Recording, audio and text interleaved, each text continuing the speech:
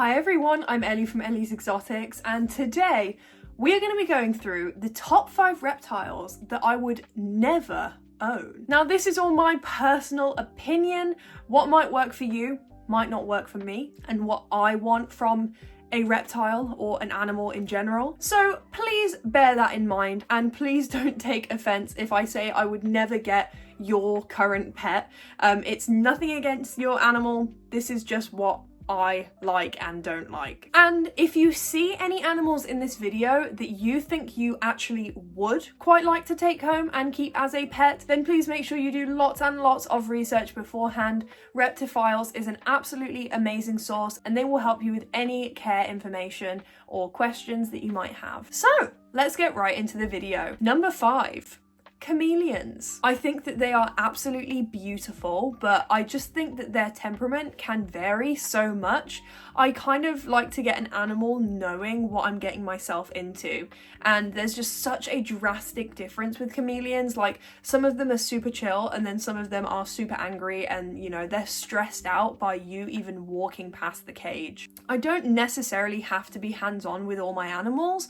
Like, I have Big Mac, my Pac-Man frog. Never handle him unless I'm moving him in and out of his enclosure for a purpose. But I just don't think chameleons would really suit me. If you are interested in chameleon, Neptune the chameleon has some brilliant videos about them, and she did actually recently lose Neptune as well, which is absolutely devastating. You know, he was such a huge part of the reptile community, and he did so much good for all of those little chameleons out there. It's so sad. So Neptune, if you're watching for any reason, then I am so sorry for your loss, and you know, sending lots of love. So yeah, I'd never get a chameleon. Now, number 4. Monitors. I don't think monitors have ever really appealed to me. Like, I am definitely not a lizard lady in general. I am a snake person. I love my snakes. Now, don't get me wrong, I really do love my geckos as well. Like, the geckos that I have, absolutely adore them, but I just have more knowledge about snakes and snakes' characteristics and behaviors and body language and things like that. Like, I love a snake. I also just think that snakes can be easier to handle compared to a lot of lizards. Like, a snake can't scratch you, you know, and it's also, I find, harder for a snake to run away or jump away compared to something like a lizard. But yeah, monitors have just not really appealed to me. I mean, Riddler's Reptiles has some beautiful monitors, absolutely gorgeous, and they're such intelligent animals, and some of them can get to such an impressive size. But I think it's almost, again, like the chameleon thing. Like, I kind of like to know what I'm getting with an animal, and I think because of how intelligent monitors can be, their temperament like just varies, and they are a lot of work. You know, I've seen how much work Riddler has put into his enclosures and spent time bonding with his monitors. I just don't think I have the time at the moment to put into bonding with a monitor. Like, even an Aki, which doesn't get huge, I just don't think that it would suit me and my needs and my reptile room. And especially because I'm traveling at the moment, you know, they would be getting used to another person other than me. I wouldn't like to bring home such a clever animal and not get everything out of them because I am away. Number 3, tortoises. Now, not all tortoises. I do have one dream tortoise species, and that actually is the sulcata tortoise.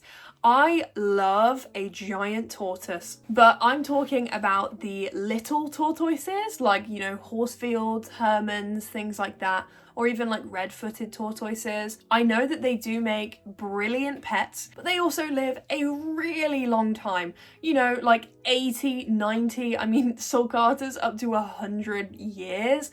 So if I am going to take on a sulcata one day, I want to be a little bit older. I want to have my own house. I want to create like an entire fully built garden for them, and I'd also love to rescue one as well. There are so many rescue tortoises at the moment, so if you are interested in getting one, then definitely look into rescuing. Because of their lifespan, they're just so hard for people to commit to, I think. But yeah, cute little guys. Apparently their poops absolutely stink as well, I've heard.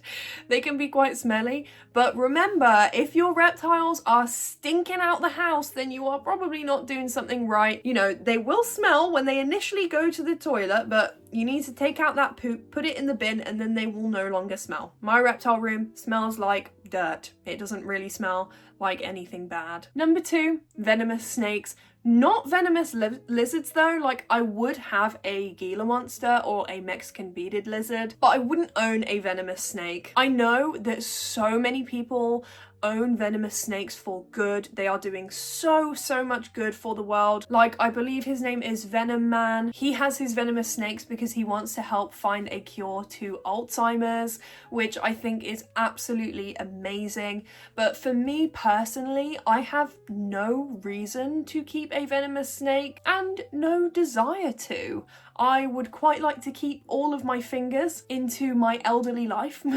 Now, I would like to do a course on handling venomous snakes and how to do it safely and things like that. I would like to learn how to move a venomous snake off of the road, which is safe for the animal and also for me. But I don't think I would ever do a venomous course, which is required in the UK to own them, because I wanted to get a venomous snake. Now, this doesn't apply to rear-fanged venomous snakes. Like, I would definitely have hognoses again. I would maybe have a false water cobra, but even then, people say their bites are like a bee sting, and I think that can be a little bit misleading.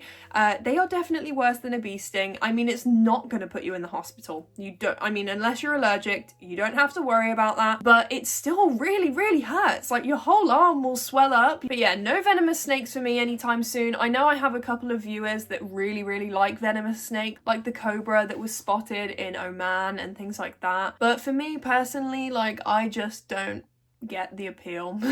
And number 1, above venomous snakes, like over everything on this list, I would never get a large species of snake. Now, when I say large, I'm not talking about like an 8-foot snake. I could definitely handle, you know, like a red-tailed boa or something like that. I am talking reticulated pythons, Burmese pythons, and things like that. Even super dwarf retics get huge. And also, I feel like it can be hard to know when you're getting a super dwarf retic unless someone is giving you like a proper percentage, you know, they know like all of the lineage. You kind of have no idea how big your snake is gonna get, and that is pretty scary, because you could want like a 9 or 10 foot retic, like a super dwarf, and it ends up being a mainland and it gets absolutely huge, like absolutely ginormous. Like, these snakes need entire rooms in houses, if not more than that. Like, I don't even think this room that I'm sat in would be big enough to house a mainland retic, especially because they do have like arboreal tendencies as well. Like, they will climb and they will spend time in the trees and things. So I just don't think I could ever provide that, and I don't think I am strong enough as well to handle such a big snake. Nothing against people who keep, you know, huge snakes, who breed them, as long as it is being done responsibly and ethically, then that's all that matters. But for me, I don't think it would be responsible or ethical for me to get a retic or a Burmese python. So that is everything for today, guys. I hope you enjoyed this video. Let me know down in the comments some animals or reptiles that you would never ever own and why. And I will see you all later. Bye-bye.